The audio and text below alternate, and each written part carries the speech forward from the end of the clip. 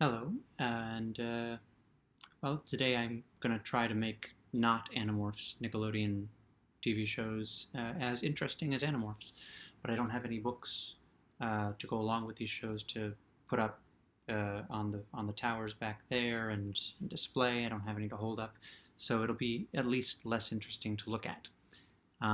But the shows are The Secret World of Alex Mack, The Journey of Alan Strange, and The Mystery Files of Shelby Woo. And they're interesting too. Alex Mack, the oldest of these shows, ran for the longest, I think, and it ended right before Animorphs started in 1998, but it started in 1994, and it was the goofiest of these. Now, even the teen Nickelodeon shows are very goofy. I understand they're goofy now, like iCarly and that sort of thing, which I have only the least bit of experience with. But they were all very goofy. Alex Mack was the most goofy, um, and it was also kind of the weirdest. I guess it and Alan Strange both science fiction, whereas Shelby Woo is at least grounded in the real world. But just the kids, and the kids are always the central characters, were more over the top in this one, whereas in Alan Strange, they were the adults were the more over the top characters, and the kids were more grounded. Even though they got excited, the kids on screen have to get excited to get the kids in the audiences to get excited. Everyone of the or most of the primary characters in all these shows are somehow in connected to the main plot. It's like in one of the honest trailers for one of the Spider-Mans mentions that all the villains have some kind of personal connection to Peter Parker, despite 1,000,000 to 1 odds. So, for instance, Alex Mack's dad, I guess he's not in the inner loop, but he's working on the project or the chemical that gets spilled on her that gives her her superpowers. Her sister is very, very smart and will serve as the, I guess, kind of going forward. She says she's going to achieve fame by studying her younger sister. I think she's younger. I think Alex Mack is the younger sister. And I didn't write down the name of the older sister, I don't think. But for instance, when Alex Mack comes back having been doused with this weird liquid and she's glowing, her sister checks her vital signs to make sure she's okay. They don't take her to an actual doctor. They want to keep it a secret from all of the adults, and I'm not sure exactly why they needed to keep this a secret. They don't know that the creepy corporate CEO people are going to come looking for them and try to cover it up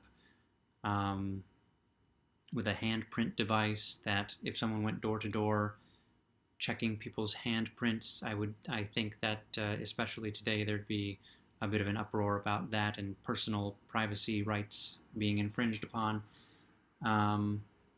This being the oldest one, the special effects look pretty good. Don't know exactly when Terminator 2 came out, but Alex Mack turning into a puddle of water is kind of the same special effect as the T-1000 and his molten metal thing that he does. That had more to it and was better, and it was a movie budget special effect, but it still looked good, and when she's glowing in and out, it looks good.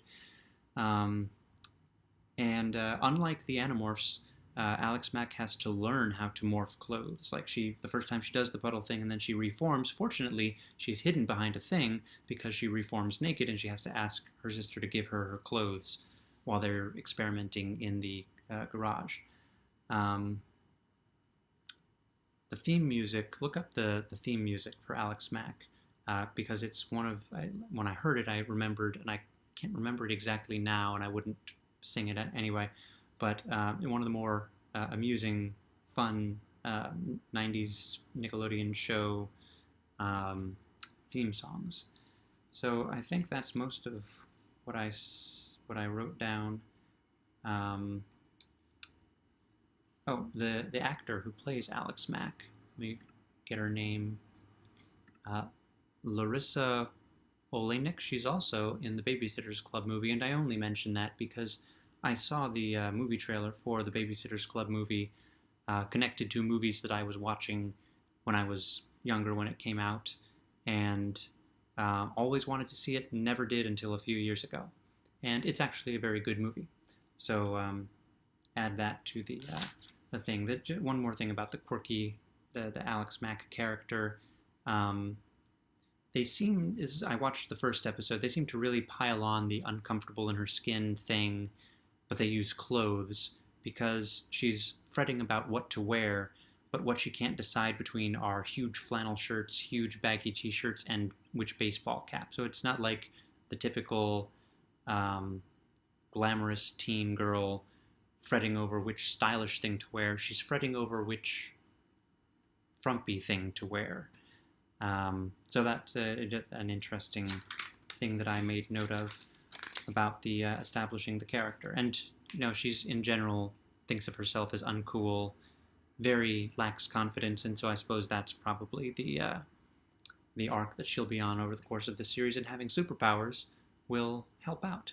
The Journey of Alan Strange, something that I wouldn't have been able to note when I first saw it. Now I'm more steeped in UFO stuff.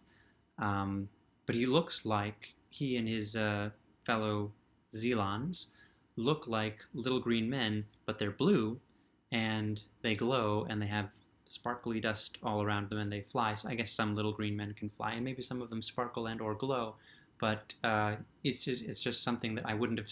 Back then, he was just a cool-looking... I was really awed by the special effects on 90s Nickelodeon science fiction shows, even though Space Cases was really the only one that even came close to earning that reverence.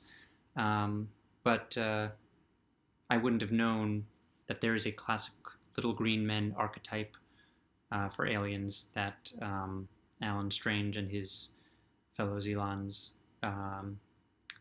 adhered to, that he's actually a pretty basic alien, except for the sparkly dust, which is not dust, I guess it's electricity of some kind.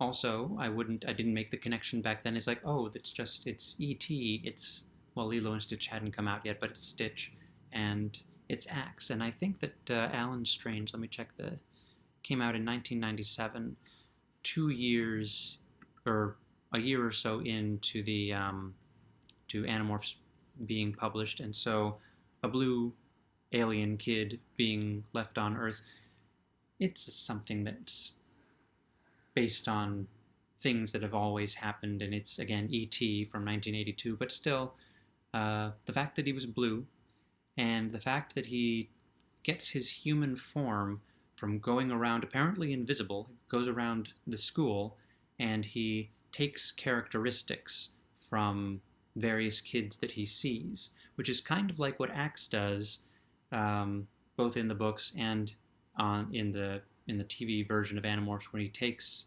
a little bit of, not a little bit, but the DNA of Jake, Rachel, not Tobias, Marco, and Cassie, and blends them together.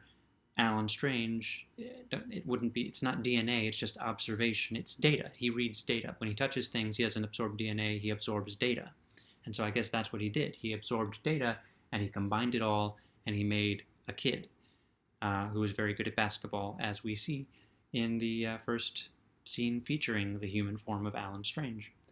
But it seemed it clicked with me that might have influenced, Animorphs might have influenced him a little bit in that sense. But again, these things, they happen in movies over and over and over again. So let's see. Divorced parents, classic kids television and kids movies trope. UFO-obsessed little brother. So again, family members are involved or have common interests that all feed into the central character's journey. Let's see. The father this might come in too, the father seems to be some kind of environmentalist. I didn't get exactly what he does, but one of the things he did in the episode was he said, I have to go talk about um, preserving or the preservation efforts for this landmass, something like that. Arguing for the benefit of the wetlands. So something is endangering the wetlands, and he has to come to their defense. So yes, well, I remembered from when I originally saw it that Alan Strange can put his hand on a book and absorb, just read the book automatically. But in the first episode, he does that with a photo album, and he says he reads data. So that all clicked together. He reads pictures. He just absorbs whatever's in the book, and he was able to say, there's a picture like this of you and this person doing things, and that gives us a little exposition about the mother. Let's see. He also says Zelans have learned not to interact with humans, and that kind of intrigued me. I wonder if it's kind of like the law of Ciro's kindness in the Animorphs show and the Animorphs book. Interaction with other species governs the way we do things now. I wonder if in later episodes, and I might check it out, I wonder if in later episodes they go further into that. The villain seems to see two people witness the landing of the UFO and the aliens. One is a police officer who apparently gets knocked out or something. I don't know what happens to him, but he's amazed by what he's seen and he collapses from shock or something. I'm sure he'll be okay. And then the other one who gets electrocuted, but he was listening in, he was spying. He's a UFO guy. I think I wrote down his name. Did I write down his name? Oh, I have more notes. His name is Phil Berg, and he wants to have his genius recognized. He's been saying UFOs and aliens exist, and he wants to find Alan Strange and use him to achieve fame, which is kind of what Alex Mack's sister wants to do with her, but more nefarious because it's a grown man chasing a child in this case, and he probably wants to. I mean, the sister's not going to hurt her little sister in her studying. This guy also apparently he's got a show called Watch the Skies, and they were watching it on TV. The family, the brother and sister who take in Alan Strange, were watching it on TV, which means either it was a cable access show, and the guy paid to have it broadcast on TV, or he's something of a big deal and he gets a network show. But of course, my note for that was he'd be on YouTube these days. He'd be yelling, and he'd probably be much more popular than I am. And his videos would get a lot more views than mine do, because he'd be talking about the possibility of actual aliens existing instead of talking about aliens on 20-year-old children's shows. But anyway, I have more notes. Alan Strange does that thing where, since I guess his body conducts electricity, that's why it glows, that's why he has sparkles, where he touches a machine that's not working and suddenly the machine works. It's a thing that happens in these sorts of things.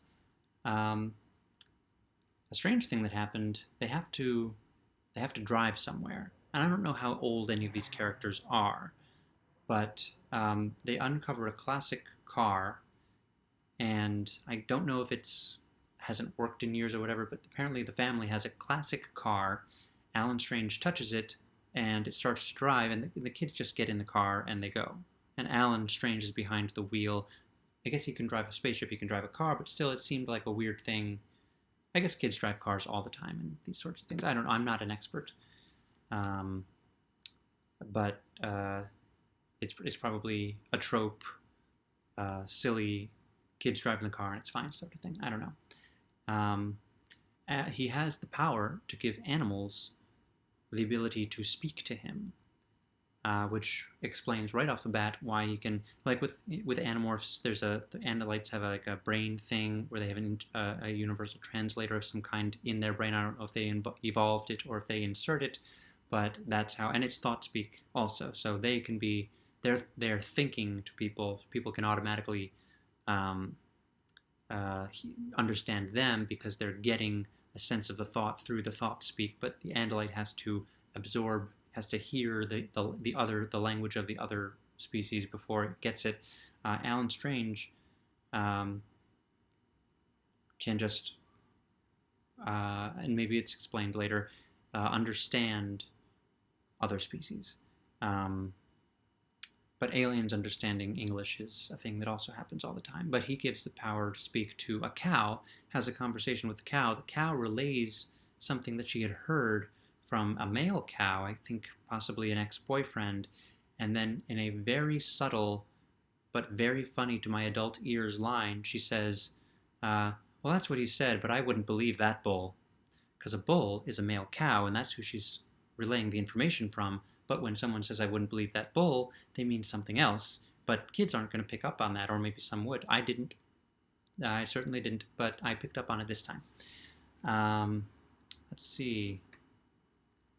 Alan Strange he can use kind of it's not really the Force, but he has like a blast that he does as a defense mechanism. I think that, although 1994, oh no, Alan Strange started in 1997, so Independence Day, I think that the kid, Josh is his name, I think he makes a reference to Independence Day, the movie Independence Day, which he would of course love because it's an alien invasion movie. Older sister's name is Robbie. She kind of takes charge of Alan Strange, and probably there's a romance blossoming somewhere there in the later episodes. And then, of course, now that they have an alien with powers, the kids, Josh and Robbie, they have to do something with these powers that they've always wanted to do. So the episode ends with Alan Strange walking out of the fridge is closed, and confirming that the refrigerator light, it doesn't stay on when the fridge is closed. And it's just, the silly things, you have all these powers, but the silly things that a kid would do with these superpowers is the point.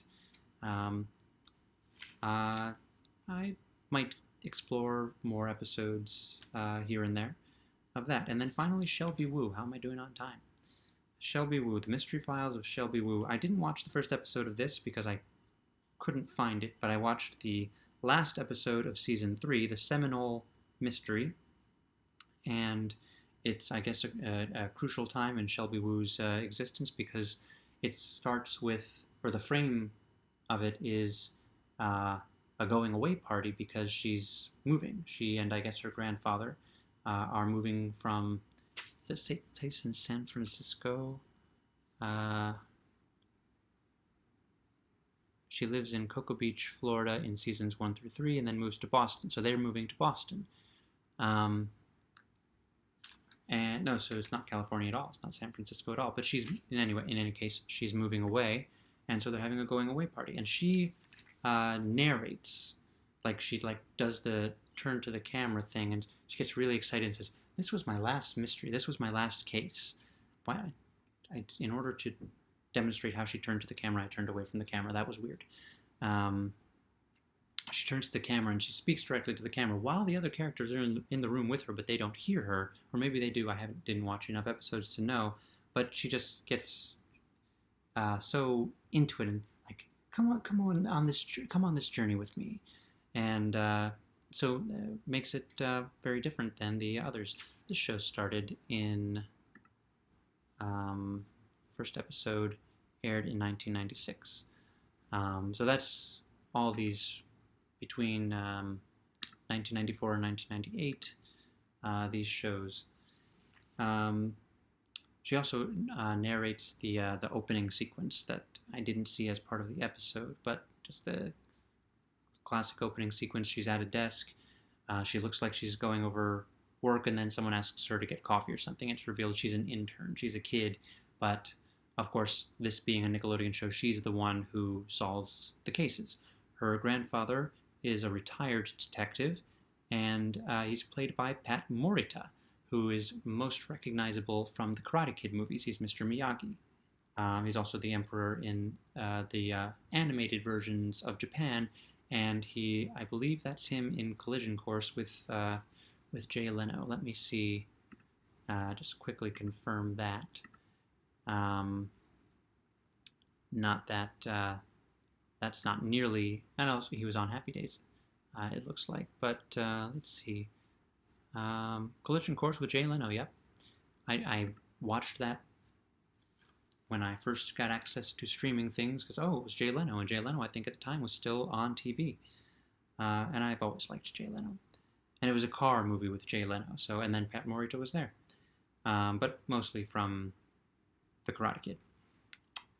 So the mystery... But anyway, she's an intern. Her grandfather's a retired detective, gives her pointers, I guess, on occasion. Not in this episode so much. Maybe some. But she's an intern, but she kind of weasels her way in. She's got a lot of determination. The mystery centers around there's a golf course being constructed, and they uncover a weapon, a gun, a rifle, that seems to indicate that the golf course is being built on a Seminole burying ground, in which case they'd have to stop. And so the opposing adult forces are, well, it can't be because we want to be able to build, but it is because this gun is here, and so we wonder if the gun is planted, and then the gun gets stolen. So was it stolen because to throw doubt on it's a Seminole burying ground? Interesting. And then the person who is brought in to uncover it, she is revealed that she's on the verge of possibly losing her job, which I wasn't sure if she just works at a museum or if she's also a professor. And if she's also a professor, does she not have tenure? Because she is revealed to be applying to teach at a middle school or a high school, maybe even an elementary school. And I thought, but wouldn't she have tenure? But maybe she's one of those adjuncts who can't catch a break. Anyway, but Shelby Woo, and maybe this is largely because this was the end of the third season as opposed to the first episode, but she definitely had more agency than Alan Strange or Alex Mack. She was comfortable in her skin and in her world and in control, even if the adults didn't really recognize that she was in control. One of the first things she does is shows up as the head detective. Her boss is interviewing a witness, and she's got food because she's on her way to a picnic, but with her friends. But she offers food, and then they're hungry, the detective and Dixie, the archaeologist. So they accept the food, and they keep talking, and she gathers the information that they are sharing by just standing there silently offering them food. And she does things like this a couple of times. So it was really amusing to watch her kind of taking charge that way, fly on the wall. No one notices the intern, and the intern's going to solve the puzzle. We see her go to a museum to learn more about the Seminole tribe and what their guns, their weapons, their general aesthetic, which comes in handy when other things are uncovered. She brings her friends along so they learn too, and the kids watching are encouraged to learn. And something that I recognized, that I remembered from watching it all those years ago when it came up, was they have the three kids have the brainstorming sessions, going over the clues and figuring things out.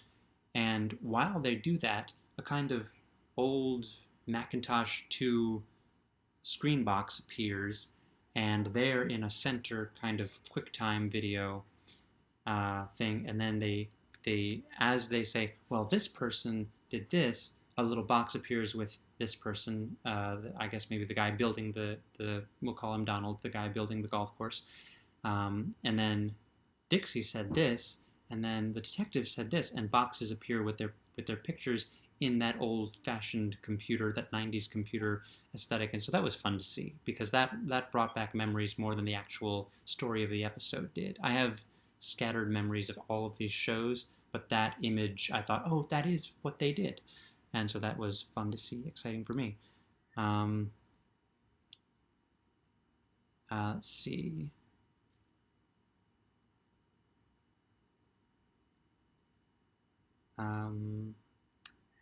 The end of the episode seemed a little convenient. It's a mystery, so I guess I won't talk as much about the end of the episode as I did about the other two. Yeah,